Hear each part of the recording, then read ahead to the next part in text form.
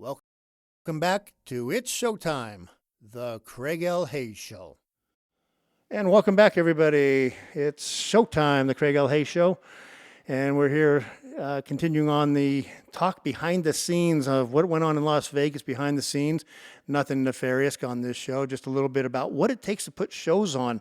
And that's what we're going to start moving into with Barbara here in just a minute. We're with Barbara Brennan. And she's going to tell us a little bit about what it takes exactly. When people say, hey, we got a great idea. We're going to put this brand new show in one of these hotels, and we want the best lighting on the planet. And that's where Barbara would step in and go, boy, have I got a deal for you. So she's going to tell us a little bit about like Mike Douglas show and Jerry Lewis Telethon, because her company, her dad's company, her family's company. We'll just call it your family's company. Yeah. Cinema Services. Believe me, we were all part of it. Yeah, I'm sure the same for yours as well.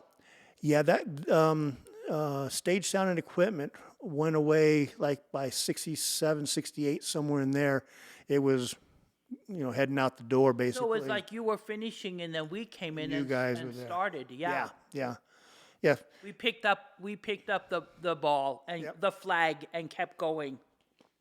Yeah, so that's basically. Yeah, I seem to think somewhere around 70 or something like that is when stage sound was basically going away, but you guys became the big player in town on the lighting stuff. So, yeah, why don't you tell us a little bit about some of the shows? I know you did for years the Jerry Lewis Telethon over there at the Sahara Hotel Space Center. Yeah. I know that. I know you guys also did Mike Douglas show. Was it Mike Douglas or Merv? Well, it was both. Merv Griffin was at Caesars. Mike Douglas was at the Hilton. Donna Shore was at the MGM. Everybody was in town, so you guys were just... but why don't you tell us a little bit about that? Because it's not like they cancel the shows at nighttime to do the shows. It created a whole thing with... doing payroll on the stagehands because of this fact.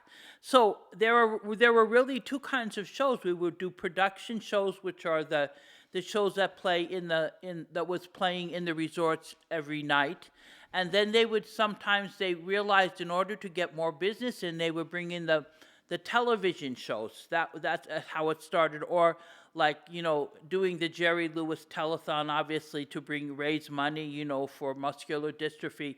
And we did it very many, many years. But we really cut our teeth on doing television. I mean, after that, we also can talk about boxing, because we did ABC and NBC and HBO and Showtime, and all the boxing came in and they started doing the big boxing shows. But to go back, we started the first television show that we did at the Hilton, and it was Let's Make a Deal.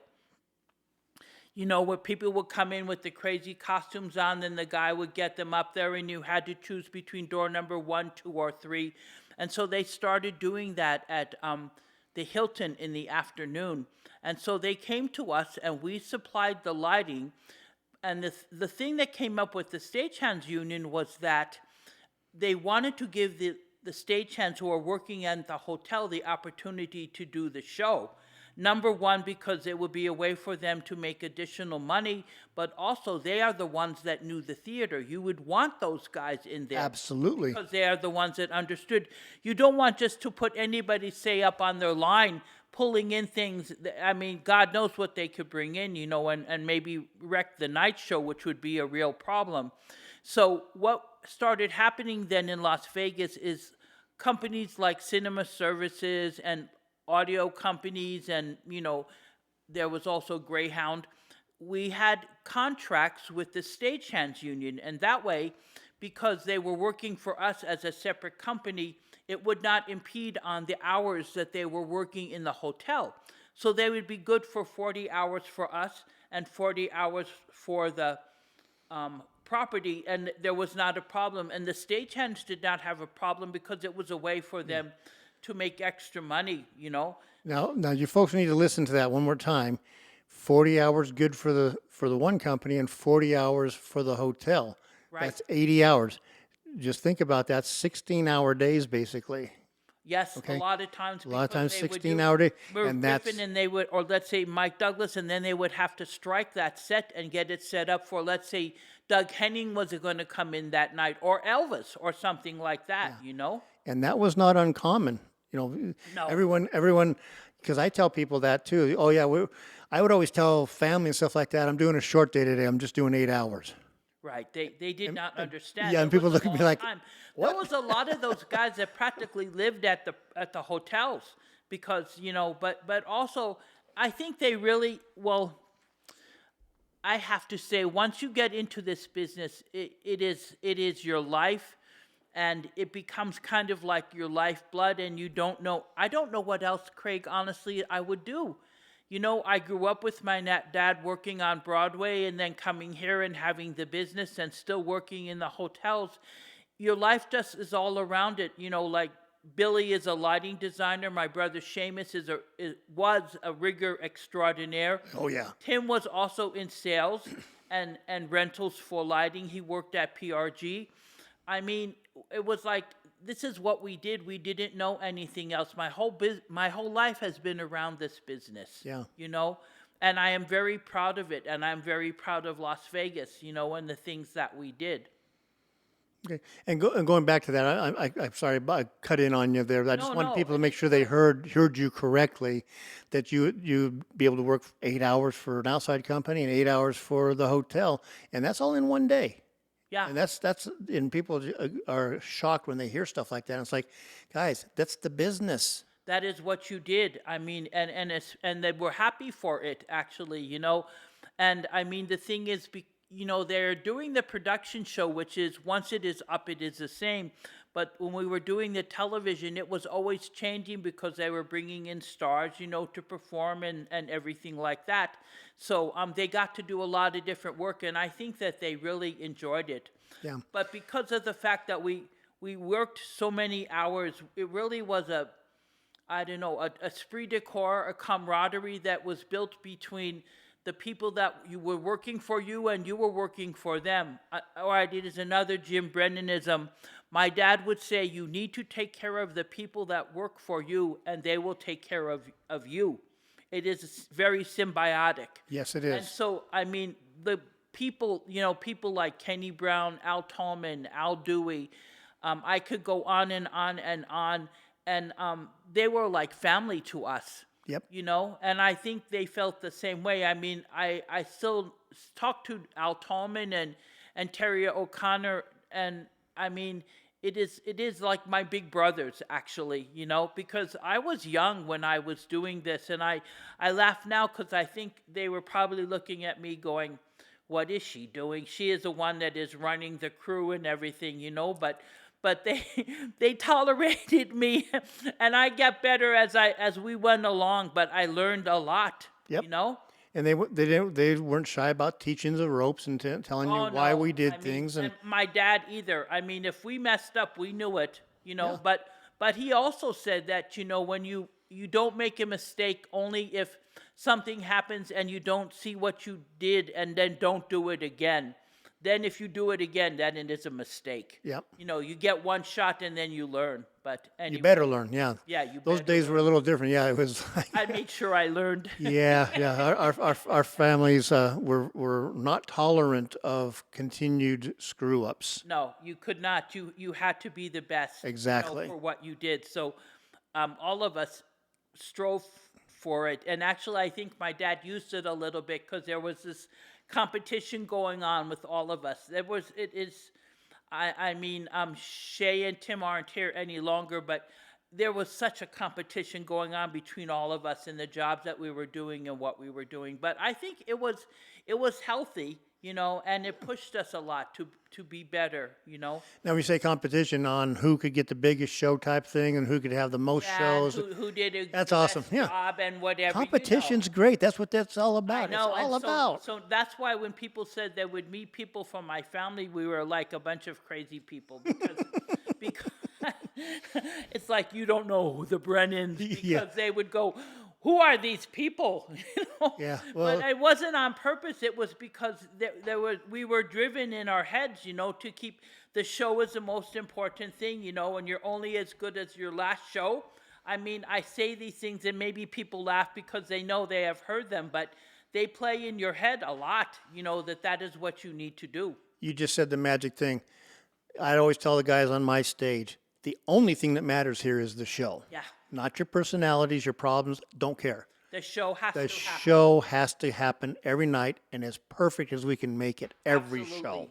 I am so with you, Craig. Yeah. That is the truth, and that is what we were raised on, So, yes, we did Let's Make a Deal, and then Merv Griffin was coming to Caesar's Palace, and because of the connections of people my dad knew, they brought us in because we had one of the things that was really fortunate for us, or for my dad, for Cinema Services, is he had a relationship with Mo Richardson Company.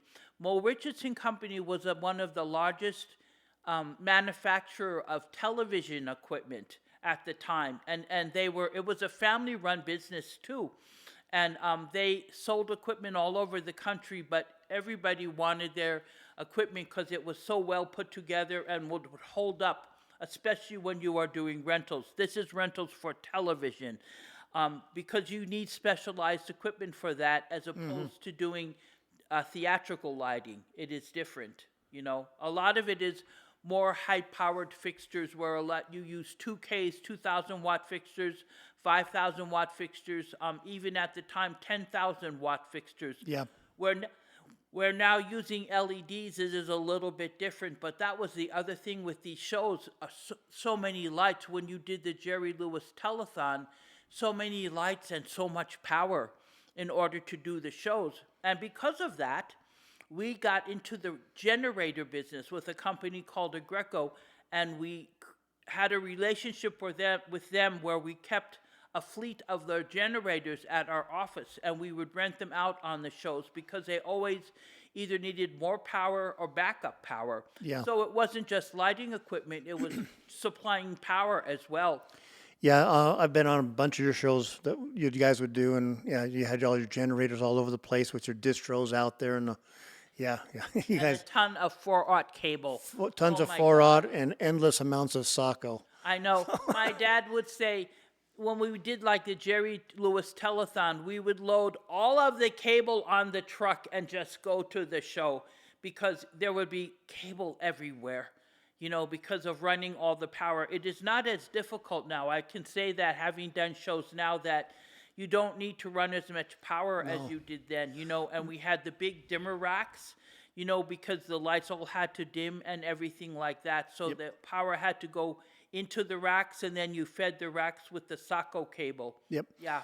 Yeah. Anymore today, you don't have to have a tenth of that anymore. No. No. No. It's with all the LED stuff out there. It's so much.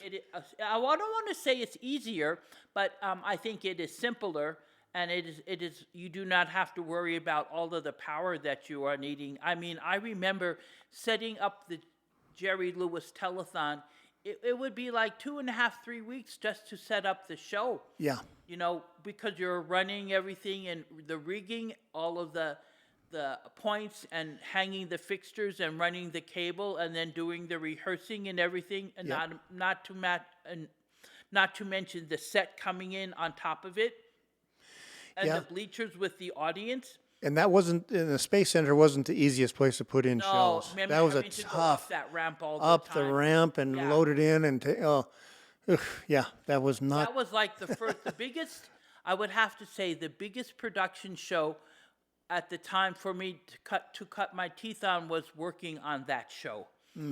Because it was gigantic. At least for us, it was just like tremendous. There was so much equipment, and so much cable and all of the crew and everything working on it. It was really, to have that show coming to Las Vegas every year, it was a lot, but it was really good, and it gave a lot of people work, which is another good thing. You wanted to keep people working. Yeah, and that was during August and stuff like that when the town usually slowed way down. And Labor Day, we never had. The first time I had Labor Day off, I felt weird because we were always working up to that, and then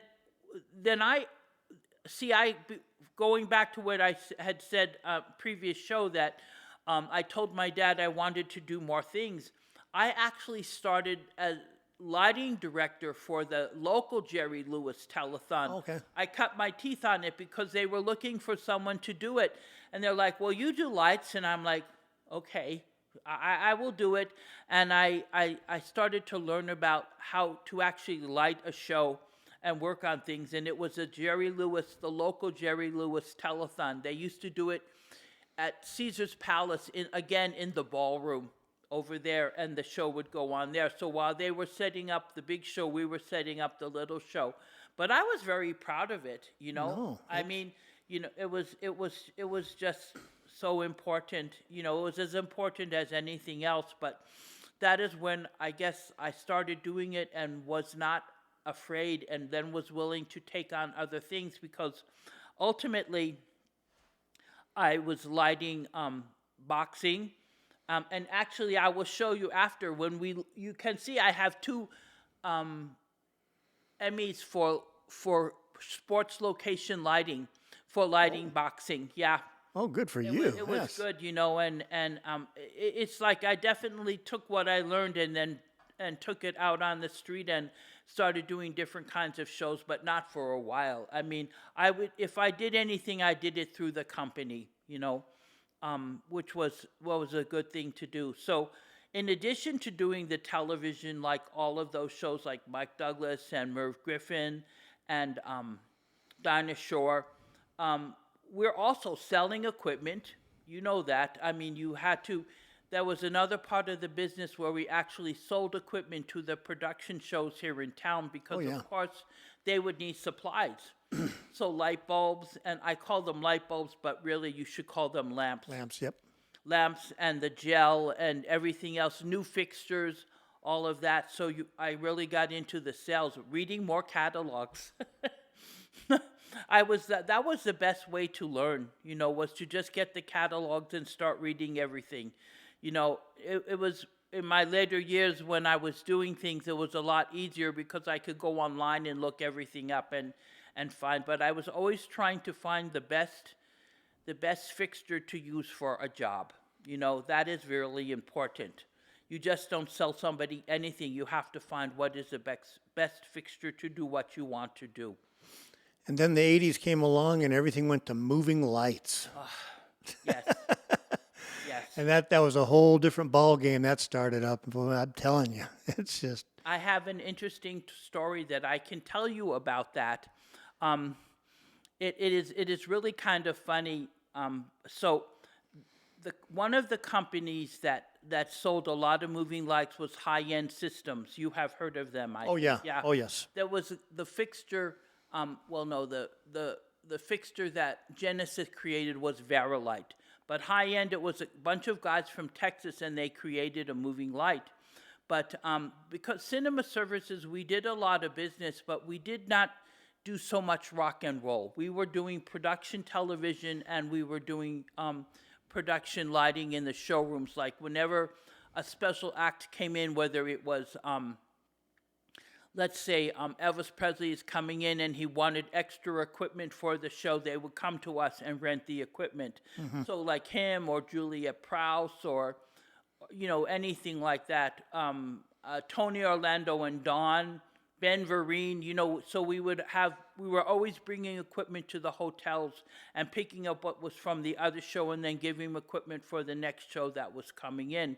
Because most performers usually came in for about maybe 2 weeks to a month, depending on what the show was. Yeah, Elvis was a month. He would sit there for a month. Yeah, he would come in there, and it is like, did you ever go to see him, or did you work that show? No, I never saw him. I never worked it. Was a little bit before your time, just a little? Yeah, just a little bit before my time, and my dad worked the show. Yeah. I'm sure probably your brothers worked the show, and Okay, whoever else was working that show. It seems like everybody worked that show. I am aging myself, but I was young then. I was a kid, really. I was in college, and I remember going to see Elvis for the first time, and I will never forget it. It was a pretty amazing show. But the other one that I really liked, too, is I got to see Frank Sinatra a couple of times, and he was incredible. He really was. I remember one night he he came to do. He was doing his show, but he got what you call Vegas Vegas Vegas voice. throat, yeah. Yeah, in his throat, and he couldn't sing very well. So he came out on stage with a stool. The orchestra was behind him, and he had a glass of scotch, and he sat there and he sang all like the bar songs, just like really low and really smooth. And I will never forget that show. He was so incredible. It was really amazing. I mean, you could see Frank Sinatra, you could see Sammy Davis, you could see Dean Martin or Tony Bennett. All these different performers. We were so lucky. Yes. Really, that we got to see those. Some golden years there in Vegas showrooms and stuff. Just, those people alone were just amazing. I know. It was really fantastic to be able to see them, and I really treasured that. I mean, I know, and then this is really funny, especially because how their career ended up. I mean, we would go into they had the, I cannot remember what they called it exactly. It wasn't the big showroom. It was like the lounges. Lounges. Yeah. I saw Ike and Tina Turner in the lounges, and Bill Medley. The Righteous Brothers would come in and everything, and all these groups were playing in the lounges as well. It was pretty amazing to see these shows. CC Rider. I mean, it was a lot of fun, and we would sit up in the light booth, or sometimes, depending on what the lighting was, sometimes we would end up sitting in like the little on the side stages. The box booms. Box booms. We would Yeah. sit there and watch the shows. I can't tell you how many shows at the Las Vegas Hilton I watched as a kid from the box boom, the stage left, house right, box booms. Yes. Never thinking that one day I'd be the head carpenter at that place. That is absolutely fantastic. Isn't that cool? Isn't it? I know. I think it is really cool. I mean, it was just, we were so, and we were kids and we were coming up and we were learning, but it was such an amazing thing to be able to go and see the shows and the performers and watching the lighting and everything, which I used to do. I mean, even now my friends laugh at me. I will walk into a theater and the first thing I do is I turn around and I look around and I look at all the lights to see what they are doing. And what they're using. And Yeah, what you guys. and then my friends are looking at me and going, would you just sit down? Yeah, I was an audio nerd. I did a lot of the lighting and Mm-hmm. stuff, but I really just went into the audio really heavy. And so I do the same thing. I go, oh, well, they're using EAW. Okay, that's good. And what are they using cons? I know. We all have this cannot thing. Stop. You can't. I was you up, can't. I no. have a really good friend that lives in Denver, and I went to Red Rocks to see Sting, and we're up there, and I'm like, oh, they're using Verilights, or they have Robies or something like that. It is really, and my friend is looking at me like, what are you talking about? Yeah. I said, the lights. I am looking at all the lights, and so they laugh at you, and just again, sit down. Just sit down and behave yourself. Yeah, just sit down and enjoy it. Can you just do that? No, I would, you know what? That is how I knew that a show was really good. If a show was so good, I wouldn't even be looking. I mean, I would be looking at the lights because I have a lot of respect for lighting designers. But if you really get into it and then it all just melds into one thing, and it is very beautiful. Yes. If you don't notice the lights or if you don't notice the sound, they've done the job right. Exactly. But it's when you go, this sounds bad, or why would they put all this weird stuff up on lighting and that? So we all get it. It got so. I remember we were watching. I will not say who the performer was, but we were watching a show. I have my best friend with me, and she is sitting there, and she suddenly takes a beat, and she looks at me and she says, "This isn't good lighting, is it?" I said, "No, it's not." She said, "I thought so." She was starting to learn. She knew when it was good and when it was bad because they were hanging around me so much. Yeah, that's good though. You educated them a little bit. Yeah. But at the same time, you just ruined every show from then on for them. She gets up. At least she does not get up and turn around and start looking at things, which is what I actually do. Because Yeah. I would like, especially when you saw some of the bigger shows. I mean, we were talking about the Jerry Lewis telethon. I think I would have to say one of the next biggest shows that we did that was just, it was crazy, was the Siegfried and Roy show.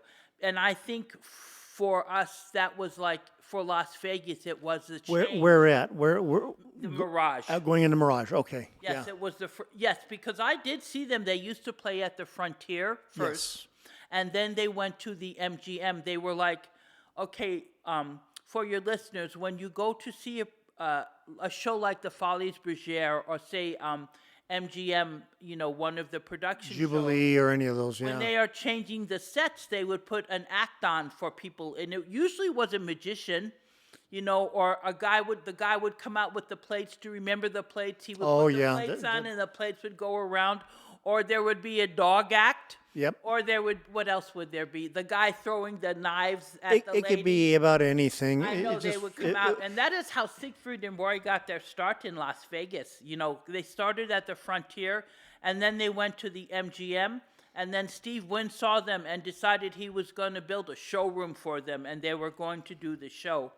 But I would have to say, of looking at all the rentals and things that we did, that show, and especially because of the fact that it was a production show that was, every night, 2 shows a night in the theater. It really had to be put together well.